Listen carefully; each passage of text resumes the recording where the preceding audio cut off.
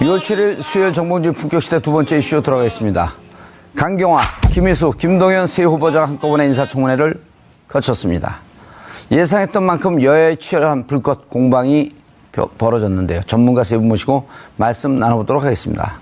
장윤선 오마이뉴스 기자 계속 자리 지켜주고 계시고요. 자, 오늘 직접 나가보셨어요? 아니, 오늘 저는 현장에 나가보지는 못했고요. 예, 그 텔레비전으로 중계하는 거를 유튜브로도 보고 텔레비전으로도 보고 했는데요.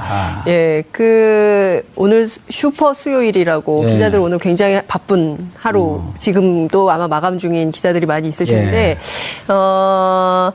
아마도 강경화 후보자에 대한 인사청문회가 가장 시청률이 뜨거웠던 것 같습니다. 그러니까 김동연 후보자나 김희수 헌법재판소장 후보자 경우보다는 그래도 뭐 여러 가지 논란이 있었고, 그리고 가장 그 이목이 집중돼 있는 강경화 후보자에 대한. 그렇죠. 계속 털었으니까 지금까지. 사실 업무 수행 능력, 정책 이런 건 지금 안 하고 있어요, 아예? 그러니까 아니요, 일부 하나요? 예, 그러니까 이제 인사 검증에서 어쨌든 이제 자질 검증, 도덕성 검증도 하고요. 동시에 이제 정책 검증을 하는데, 이 재밌는 포인트는 야당 의원들은 도덕성 검증에 칼날을 벼르고 세게 공격을 하는 반면, 또 여당 의원들은 상당히 이제 정책 검증을 하고 있고, 특히 이제 북핵 문제라든가 G2, 미국과 중국 사이에 끼어 있는 이 동북아에서 한반도 정세를 어떻게 풀 수 있냐, 북핵 문제 어떻게 할 거냐, 이제 위안부 협상 문제, 위안부 협상 문제, 뭐 이런 등등을 하고 있는데요. 어쨌든 종합해서 이제 제가 여기 방송 오기 전에 취재를 좀 해봤는데, 여당 의원들은 초반에는 뭐 그런 얘기가 많았어요. 이를테면 그 유일한 여성 후보고, 그리고 또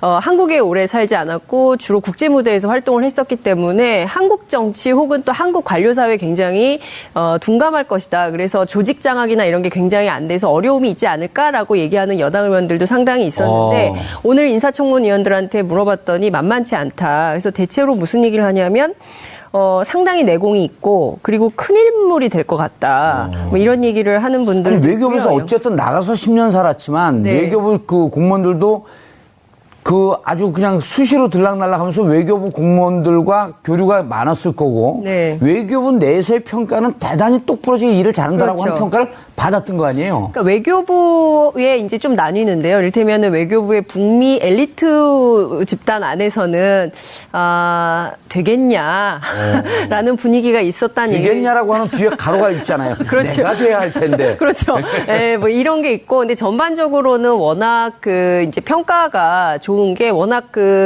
뛰어난 역량이 있고요. 그리고 이제 국제관계를 굉장히 잘 풀어내는 힘이 있다 그래요. 그래서 그냥 비단 외교가의 관료들 뿐만 아니라 강경화 후보자에 대해서는 인권단체, 특히 이제 그러니까 인권과 관련해서 유엔 무대에서 활동했었던 국제 NGO 관련자들도 강경화 후보자에 대한 평가가 굉장히 좋거든요. 그래서 이제 오늘 인사청문 한 내용을 좀 종합을, 아직까지 뭐 끝나지는 않았지만 종합을 해보면, 어찌됐든 제기되는 여러 현안들에 대해서 이를테면은 북핵 문제만 하더라도 이를테면 공격 일변도가 아니라 투트랙으로, 그러니까 대화와 그다음에 압박 두 가지를 동시에 병행하는 전술을 쓴다고 한다거나, 그리고 유엔에서 내가 매일 했던 게 그런 거다. 그러니까 북한과 관련해서 북핵 문제가 터지면 이것을 지원할 거냐 말 거냐, 이란 문제, 시리아 문제, 이런 문제들이 발생할 때마다 주로 했었던 것이 협상, 그렇죠. 갈등 해결 능력이 상당히 있다는 점을 상당히 어필을 많이 했거든요. 오늘 그 인사청문회 과정에서도. 근데 그 점에 대해서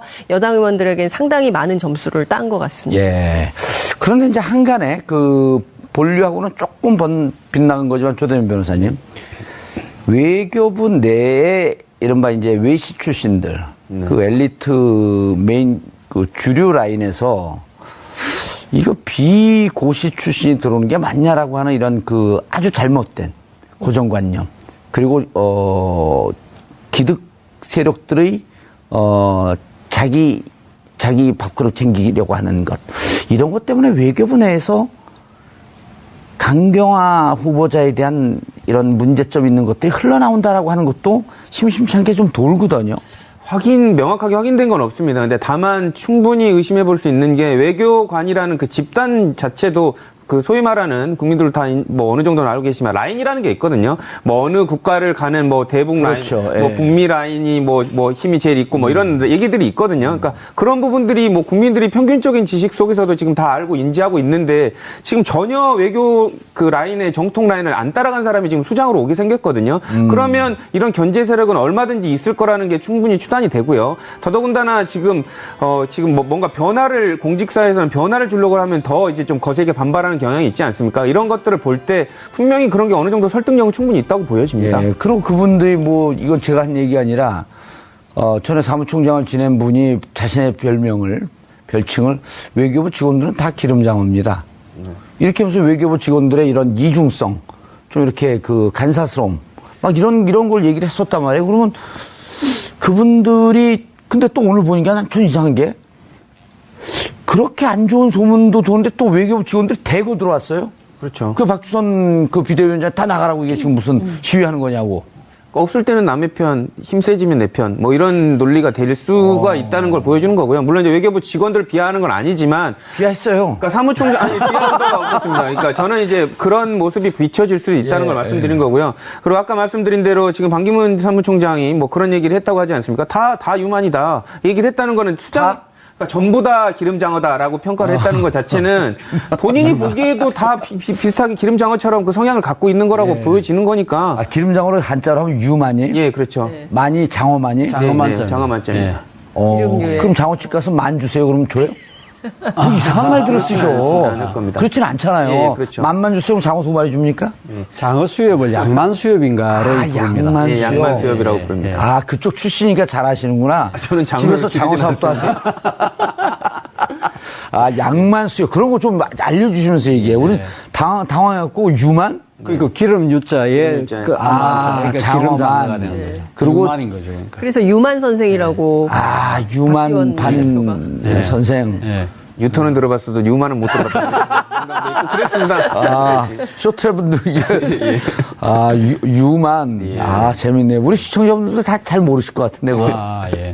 시사에 조금 관심 있으신 분들은 기름장 하면 유만 이렇게 딱 나와야 되는 거죠. 아, 나는 근데 이게 하다가 이제 이것과 관계없는데 기자분들이 얘기하다 기시감 이런 것도 많이 쓰거든요. 예. 그 일반 사람들 들은 못 알아들어요, 실제로. 그런가요? 예. 소구력. 소구력. 아, 그런가요? 나쁜 말들이에요, 그런 거. 참 나빠요, 기자분들. 죄송합니다. 근데 데자비하면 아시잖아요. 데자뷰도 전 잘 몰라요. 영어 잘하시는 거. 예. 아, 데자뷰 난 불어요. 아니, 뭐, 그런데 영어에서 이렇게 기시감으로 쓰니까. 아, 근데 기시감, 소구력 이런 건 진짜 어려운 말이더라고. 네, 이제. 그리고 우리 강경화 후보자 이야기를 좀 더 해야 네. 합니다. 이게 그- 그만 내일 또 해야 되지 않나? 제가 봤을 때는 그렇습니다. 네. 이 강경화 후보자가 사실 오늘 뭐라고 이야기를 했냐면 자신은 여성으로서 천장을 깨고 이 자리까지 왔다. 이 이야기가 상당히 또 이 청문을 지켜보는 국민들에게 또 하나의 또 이 아주 매력적인 요소로 하나 양향자 스토리가 또. 예, 그렇죠. 사실 제가 이 강경화 후보자를 한 98년도로 제가 기억이 되는데 그때 외교부 계실 때 같이 사석에 식사를 한 적이 있었어요. 그때 제가 물어봤어요. 어떻게 여기까지 오셨냐고 그러니까 그 앞에 그 세종대학인가 어디 강의를 하시다가 영어를 잘해서 국회의장실에 전문 통역으로 들어가서 거기서 워낙 잘하니까 김대중 대통령이 발탁을 했다는 거 아닙니까? 맞아요. 사실 김대중 대통령이 이 통역을 하시는 분들 상당히 부담감이 커요. 영어도 어느 정도 하시고 일본어는 거의 네이티브처럼 하시니까 일본어 영어 통역자들이 상당히 힘들어했어요. 그러니까 본인은 한국말로 이야기하지만 통역이 내가 어떤 이야기를 제대로 전달하느냐를 항상 보고 미진한 부분에 대해서는 자네 이런 부분을 이렇게 좀 했으면 어떨까 이런 식으로 이야기를 한다는 거죠. 예. 그렇기 때문에 상당히 근데 강경화 후보자한테 대해서는 상당히 만족도가 높았다는 거죠. 김대중 대통령께서. 바로 그 때문에 사실 그때부터 강경화 후보자가 외교부 내에서 승승장구를 하게 되는 거거든요. 그래서 나름대로 상당한 능력을 보여준 거죠. 98년도에 만난 얘기하다 지금 다른 데로 갔어요. 98년도에 상당히 만나봤더니. 만나서 그때 말씀하신 걸 들어보고 그 뒤에 승승장구하는 걸 보면서 제가 그 생각을 했죠. 아, 저분의 역량이 이제 상당히 그 세상에 알아주는 것 같다. 그런 생각을 제가 했었죠. 아니, 외무고시를 봐서 떨어진 게 아니고 외무고시 보러 갈 시간이 없었던 거 아니에요? 외무고시를 치려고 했는데 예. 본인이 헌법 공부를 해보니까 너무 너무 어려워가지고. 그러니까요, 그러니까 어렵다기보다도 자신이 공부해왔던 부분하고는 달랐다는 거죠. 자신이 여기 우리 그러니까 조대준 변호사도 외국 그 사법고시 어려갖고 로스쿨 나왔잖아요. 아니, 그러니까 강경화 후보자의 부친이 강창선 아나운서인가 그래요. KBS 출신인데 그 미국의 소리 방송에 아나운서를 했거든요.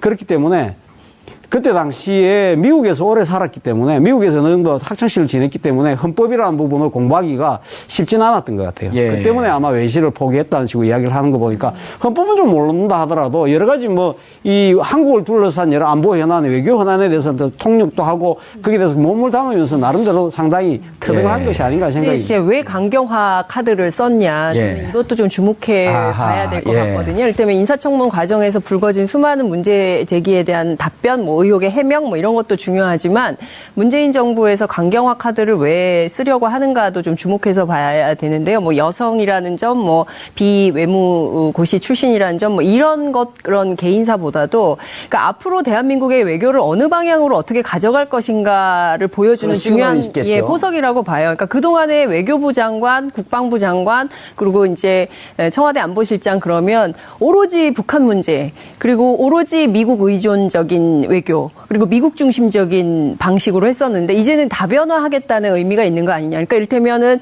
안보와 해석이 경제. 아니면 청와대 메시지예요. 저의 해석입니다.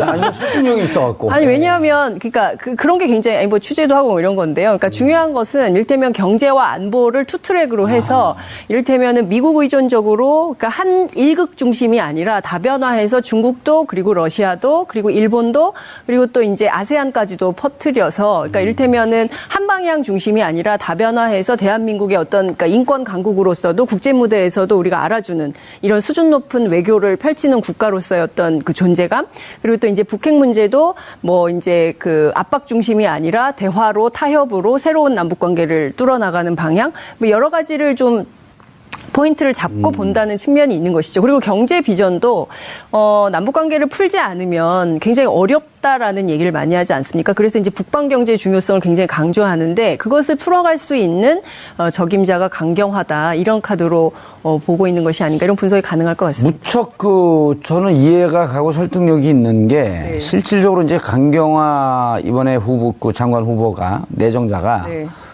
대북 문제를 압박과 대화 투트랙으로 가야 된다. 사실 이건 어제 오늘 얘기가 유엔에서 계속 했던 거거든요. 근데 이명박근혜 정부에서 오이사 조치 이후에 지속적으로 대화와 압박을 해야 된다라고 하는데 그 미국 언론에서 발표난 것 중에서도 대화 부분은 쏙 빼고 나머지 언론, 그러니까요. 우리 보수 언론, 수고 언론들이 압박만 얘기를 하고 있어요. 그러니까 유엔의 그 방침에 압박만 있는 줄 알거든요. 그래서 저는 강경화처럼 유엔에 정통한 분들, 대외 문제에 정통한 분들이 실질적으로 이 정권이 어떻게 갔는지 간에 국제사회에서 한반도 문제를 이렇게 바라보고 있다라고 하는 객관적. 이번에 이제 그 위안부 협상에 대해서 유엔 사무총장이 지지한다라고 하는 발언을 했다는 거 아니에요, 일본 언론이? 그거 자기 직접 확인해보니까 아니더라. 맞아요. 그 이런 게 무척 중요한 포인트죠. 그렇습니다. 그러니까 이를테면 국제 무대에서 존중받고 인정받는 국제 인사가 한반도 문제를 비단 남한의 문제로만 이제 복속시켜서 보는 문제가 아니라 남북 관계, 한반도 전체, 그리고 큰 틀에서 보자면 동북아 정세를 한눈으로 갖다 놓고 보면서 풀 수 있는 지혜, 해안 있는 사람, 이렇게 보는 것 같습니다. 그러면 변호사님, 저는 오늘 청문회를 안 봤지만 기사를 보면서 좀 인상적으로 느껴졌던 게 이런 거예요. 2015년 12월 28일인가 27일로 기억하고 있는데 한일 위안부 협정을 했죠. 그리고 그것이 협정인지 국가 간 협약인지 조약인지 아무도 몰라요. 아무도 모릅니다. 그리고 양국의 외무장관들이 이제 발표한 내용인데 실무자들이요. 그때 그 반기문 유엔 사무총장이 뭐냐면 아주 뭐 적절한 타결이었다. 그러면서 거기에 지지하고 옹호하는 발언을 합니다. 그러니까 오늘 청문회에서 그 얘기를 했더니 참 의아했다. 사실 이게 적절한 답변 아닌가요? 그렇죠. 그 정권이 바뀌어서 그렇게 얘기한 것도 아니고 그때 당시에 의아했었는데 반기문 유엔 사무총장이 그것을 지지하는 발언을 했고 그 지지하는 발언한 것은 정권 지향적이고 어찌 보면 강경화 후보자 그 내정자 같은 경우가 정확한 판단을 하고 있었던 거 아닌가요? 근데 그거는 당시에 모든 사람이 다 그렇게 의아하게 생각을 하고 있었어요. 반기문은 안 그랬다니까요. 그러니까 반기문 사무총장이 다른 생각을 하셨던지 제대로 안 보셨던지 둘 중에 하나인 것 같고요. 예. 대부분 조금이라도 있었던 사람이면 자기 일이 아니더라도 이건 이상하다라는 걸 당연히 알 수 있었던 예. 거거든요. 그러니까 뭐 그 부분은 그 강경화 후보자가 올바른 생각을 가졌다고 보여지고요. 그리고 아까 말씀 주셨는데 지금 이게 문서로서 명확하게 협약의 요건을 안 갖췄다고 지금 보여지고 있거든요. 예. 그러니까 이거는 뭐 저희들이 뭐 합의를 파기한다는 그 쪽으로 자꾸 몰아가는 언론들이 있는데 명확하게 보면 이건 명백하게 일본과 우리나라 사이에 협약이 안 체결됐다. 그러니까 정식의 무슨 관련된 합의가 구체적으로 이루어졌다고 보지 않는 게 또 전문가들의 얘기가 있기 때문에 이런 부분들 뭐 합의 파기 쪽으로 마치 뭐 지금 관련된 정부 입장을 바꾸더라도 잘못된 것이냐 보도하는 언론들은 조금 자중해야 되지 않나 싶습니다. 예. 차 교수님. 예. 그 위안부 문제에 대해서도 우리가 지금 위안부라는 말을 쓰지 말자라고 하는 그 주장하는 분들이 꽤 계세요. 예. 위안부라고 하는 것은 영어로 하면 comfort women. 예. 근데 이제 정확한 제페니스 예. 섹스 슬레이버 섹스 일본군 성노예. 성노예. 심지어는 그 옛날 클린턴 국무장관도 섹스 슬레이브라는 이야기를 썼었죠. 심지어 그 안나라당에서 8년간 대변인 했던 전역 의원조차도 예. 일본 통화니에요. 일본에서 한 4년 가까이 있었는데 예. 그분도 컴포트 위민이라는 표현 쓰면 안 된다. 예. 이거는 보수 진보를 떠나서 섹스 슬레이버리라고 하는 표현을 써야 된다. 예. 근데 이분 그 강경화 장관 내정자 같은 경우는 지속적으로 그 입장을 견지하고 있단 말이에요. 어떤 입장을 섹스 슬레이버리라고 그렇죠. 하는 표현을 예, 써야 된다. 그렇죠. 그리고 예. 가장 강경하게 이름도 강경화 아니에요. 강경한 꽃. 예. 사실 그 강경화 후보자가 유엔에서 근무를 한 것도 주로 이 국제 인권 관련된 문제를 예. 종사를 했거든요. 그렇기 때문에 아마 위안부 합의에 대해서 상당히 비판적인 시각을 가질 수밖에 없는 것이 위안부의 그 합의에 있어서 가장 주요한 당사자는 위안부로 갔다 오신 할머니들 아니겠습니까? 그럼요. 그 피해자 당사자들의 입장이 동의를 받지 못한 상태에서 국가 간 합의를 해본들 그것이 어떤 사용이 있습니까? 쓸모가 있습니까? 사실 그리고 그때 당시 우리 돈으로 한 100억 정도 돈을 받는 거 조건으로 그걸 했지 않습니까? 동상을 철거하는 쪽으로 이면 합의를 했다는 부분도 있는데 그거는 외교부에서 지금 아직까지 일체 말을 안 하고 있거든요. 근데 사실 그때 당시 합의 자체를 그때 일본 아베 총리가 뭐라고 했습니까?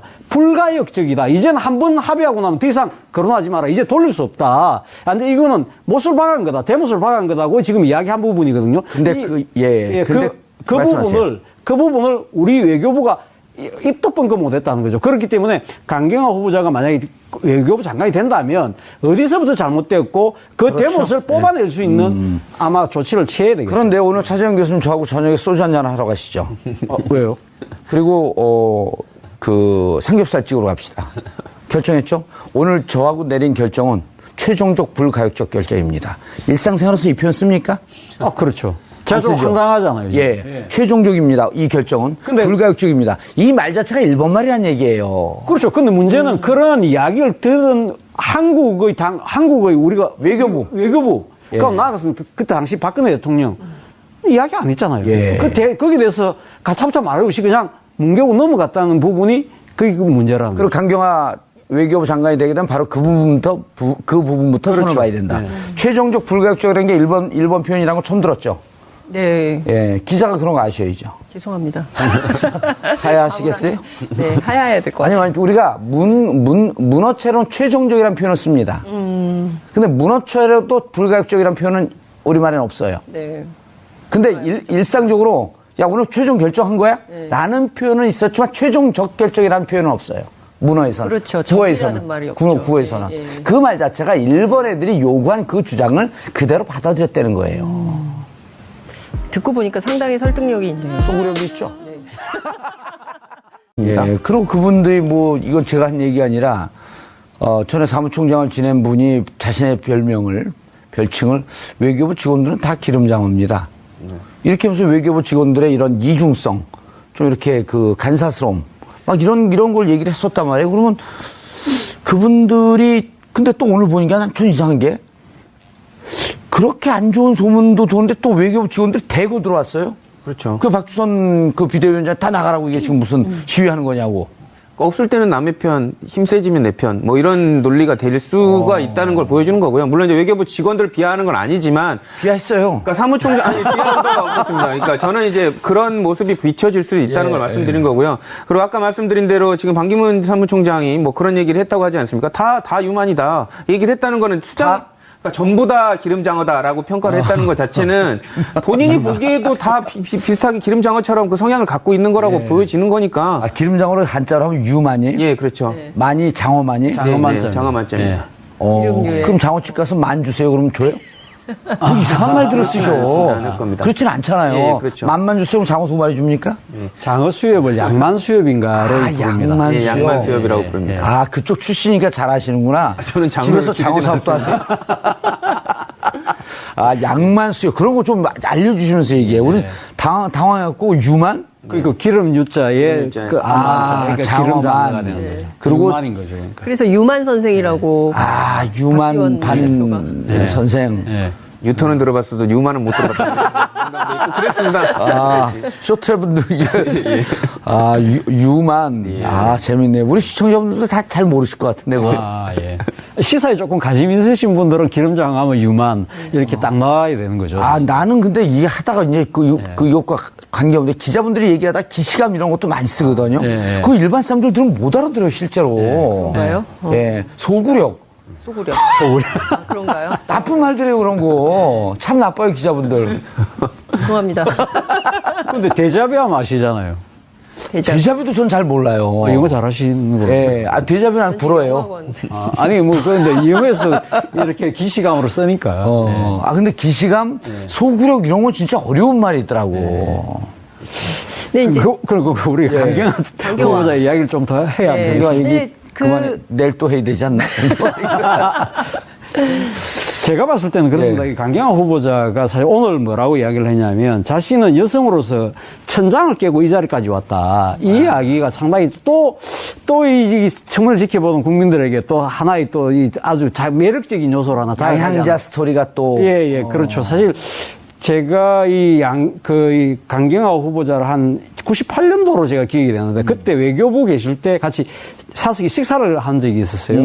그때 제가 물어봤어요. 어떻게까지 오셨냐고 그러니까 그 앞에 그 세종대학인가 어디 강의를 하시다가 영어를 잘해서 국회의장실에 전문 통역으로 들어가서 거기서 워낙 잘하니까 김대중 대통령이 발탁을 했다는 거 아닙니까? 맞아요. 사실 김대중 대통령이 이 통역을 하시는 분들 상당히 부담감이 커요. 영어도 어느 정도 하시고 일본어는 거의 네이티브처럼 하시니까 일본어 영어 6월 7일 수요일 정봉주 품격시대 두 번째 이슈로 들어가겠습니다. 강경화, 김희수, 김동연 세 후보자가 한꺼번에 인사청문회를 거쳤습니다. 예상했던 만큼 여야의 치열한 불꽃 공방이 벌어졌는데요. 전문가 세 분 모시고 말씀 나눠보도록 하겠습니다. 장윤선 오마이뉴스 기자 계속 자리 지켜주고 계시고요. 자, 오늘 직접 나가보셨어요? 아니, 오늘 저는 현장에 나가보지는 못했고요. 예. 예, 그 텔레비전으로 중계하는 거를 유튜브로도 보고 텔레비전으로도 보고 했는데요. 아하. 예, 오늘 슈퍼 수요일이라고 예. 기자들 오늘 굉장히 바쁜 하루, 지금도 아마 마감 중인 기자들이 많이 있을 텐데, 아마도 강경화 후보자에 대한 인사청문회가 가장 시청률이 뜨거웠던 것 같습니다. 그러니까 김동연 후보자나 김희수 헌법재판소장 후보자 경우보다는 그래도 뭐 여러 가지 논란이 있었고 그리고 가장 그 이목이 집중돼 있는 강경화 후보자에 대한 그렇죠. 계속 털었으니까 지금까지. 예, 사실 업무 수행 능력, 네. 정책 이런 건 지금 안 하고 있어요, 아예. 그러니까 아니요 그것도 일부 하나요? 예, 그러니까 이제 예. 인사 검증에서 어쨌든 이제 자질 검증, 도덕성 검증도 하고요. 예. 동시에 이제 정책 검증을 하는데 이 재밌는 포인트는 야당 의원들은 도덕성 검증에 칼날을 벼르고 세게 예. 공격을 하는 반면 또 여당 의원들은 상당히 이제 정책 검증을 하고 있고 특히 이제 북핵 문제라든가 G2 미국과 중국 사이에 끼어 있는 이 동북아에서 한반도 정세를 어떻게 풀 수 있냐, 북핵 문제 어떻게 할 거냐, 이제 위안부 이런 협상 문제. 위안부 협상 문제 뭐 이런 등등을 하고 있는데요. 어쨌든 종합해서 이제 제가 여기 방송 오기 전에 취재를 좀 해봤는데 여당 의원들은 초반에는 뭐 그런 얘기가 많았어요. 이를테면 그 유일한 여성 후보고 그리고 또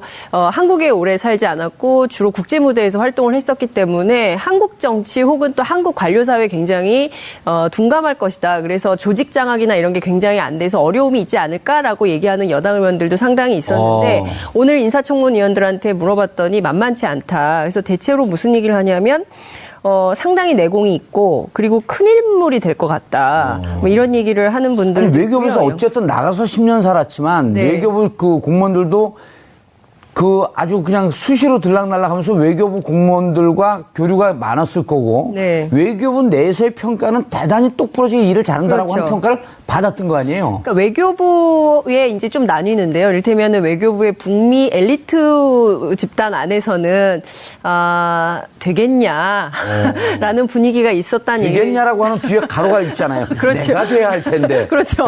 예, 뭐 이런 게 있고, 근데 전반적으로는 워낙 그 이제 평가가 좋은 게 워낙 그 뛰어난 역량이 있고요. 그리고 이제 국제 관계를 굉장히 잘 풀어내는 힘이 있다 그래요. 그래서 그냥 비단 외교가의 관료들뿐만 아니라 강경화 후보자에 대해서는 인권단체, 특히 이제 그러니까 인권과 관련해서 유엔 무대에서 활동했었던 국제 NGO 관련자들도 강경화 후보자에 대한 평가가 굉장히 좋거든요. 그래서 이제 오늘 인사청문 그 한 내용을 좀 종합을 아직까지 뭐 끝나지는 않았지만 이제 종합을 해보면 어찌됐든 제기되는 여러 현안들에 대해서 이를테면은 북핵 문제만 하더라도 이를테면 공격 일변도가 아니라 투트랙으로 그러니까 대화와 그다음에 압박. 어쨌든 압박 두 가지를 동시에 병행하는 전술을 쓴다고 한다거나 그리고 유엔에서 내가 매일 했던 게 그런 거다. 그러니까 북한과 관련해서 북핵 문제가 터지면 이것을 지원할 거냐 말 거냐, 이란 문제, 시리아 문제 이런 문제들이 발생할 때마다 주로 했었던 것이 갈등 협상, 조정자의 그렇죠. 역할. 갈등 해결 능력이 상당히 있다는 점을 상당히 어필을 많이 했거든요. 오늘 그 인사청문회 과정에서도. 근데 그 점에 대해서 여당 의원들에게는 상당히 많은 점수를 딴 것 같습니다. 예. 그런데 이제 한간에 그 본류하고는 조금 빗나간 거지만 조대민 변호사님. 외교부 내에 이른바 이제 외시 출신들, 그 엘리트 메인 그 주류 라인에서 이거 비고시 출신이 들어오는 게 맞냐라고 하는 이런 그 아주 잘못된 고정관념. 그리고, 기득 세력들의, 자기 밥그릇 챙기려고 하는 것. 이런 것 때문에 외교부 내에서 강경화 후보자에 대한 이런 문제점 있는 것들이 흘러나온다라고 하는 것도 심심치 않게 좀 돌거든요. 명확하게 확인된 건 없습니다. 근데 다만 충분히 의심해 볼 수 있는 게 외교관이라는 그 집단 자체도 그 소위 말하는 국민들 다 뭐 어느 정도는 알고 계시지만 라인이라는 게 있거든요. 뭐 어느 국가를 가는 뭐 대북 그렇죠. 라인, 뭐 예. 북미 라인이 뭐 힘이 제일 있고 뭐 이런 얘기들이 있거든요. 그러니까 그런 부분들이 뭐 국민들이 평균적인 지식 속에서도 지금 다 알고 인지하고 있는데 지금 전혀 외교 그 라인의 정통 라인을 안 따라간 사람이 지금 수장으로 오게 생겼거든요. 그러면 이런 견제 세력은 얼마든지 있을 거라는 게 충분히 추단이 되고요. 더더군다나 지금 뭐 뭔가 변화를 공직사에서는 변화를 주려고 하면 더 이제 좀 거세게 반발하는 경향이 있지 않습니까? 이런 것들을 볼 때 분명히 그런 게 어느 정도 설득력은 충분히 있다고 보여집니다.